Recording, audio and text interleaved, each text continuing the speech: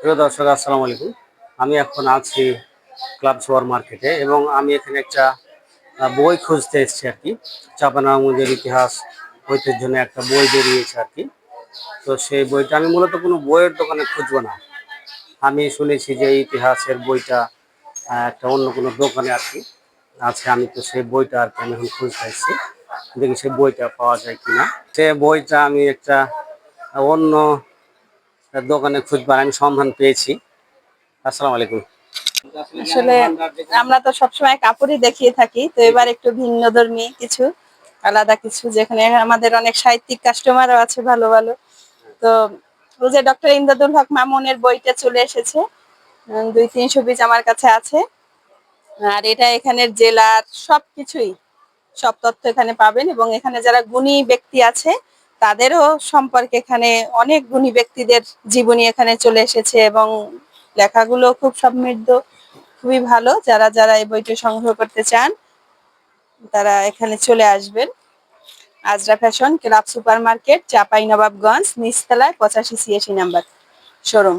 আর বইটার নাম হচ্ছে গৌর প্রাচীন বাংলা চাঁপাইনবাবগঞ্জ কোষ। এই বইটা কিন্তু একটা খুবই তথ্যবহুল বই এবং দীর্ঘ 5 বছর এটা পরিশ্রম করে তারপর লিখেছে।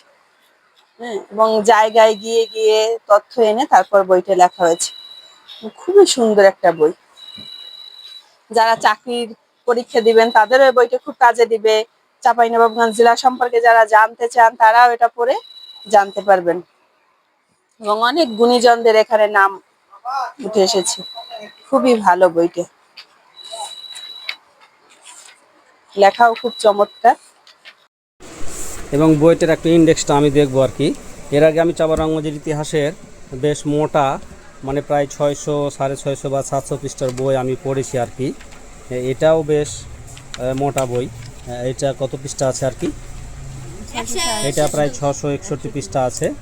তো ওগুলো ছিল নোভেল সাইজ। এর আগে চাঁপাইনবাবগঞ্জের ইতিহাসের বেশ মোটা স্বাস্থ্যবান বই লিখেছিলেন আমাদের চাঁপাইনবাবগঞ্জের কৃতি সন্তান, আরেক কৃতি সন্তান জনাব জাহাঙ্গীর সেলিম। সে বইটা আমি মূলত পড়েছিলাম এবং এটাও মূলত একই সমান সাইজ, কিন্তু এটা একটু টেক্সট বুক সাইজের।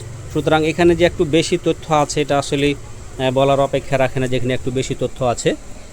এবং এটা যেহেতু দীর্ঘ কয়েক বছরের একটা ফসল, তারপরে আসলে গবেষণার কাজ কিন্তু আসলে কোনো গবেষণার কাজকে কিন্তু পূর্ণাঙ্গ বলা চলে না। যত বেশি গবেষণার কাজে সময় দিবে তত আর কি গবেষণা ফলপ্রসূ হবে আর কি। এবং এখানে খুব ছোট্ট একটা সূচি আমরা দেখতে পাচ্ছি, আমার চাঁপাইনবাবগঞ্জ ঐতিহ্য সংস্কৃতি গুণীজন সংগঠন প্রতিষ্ঠান।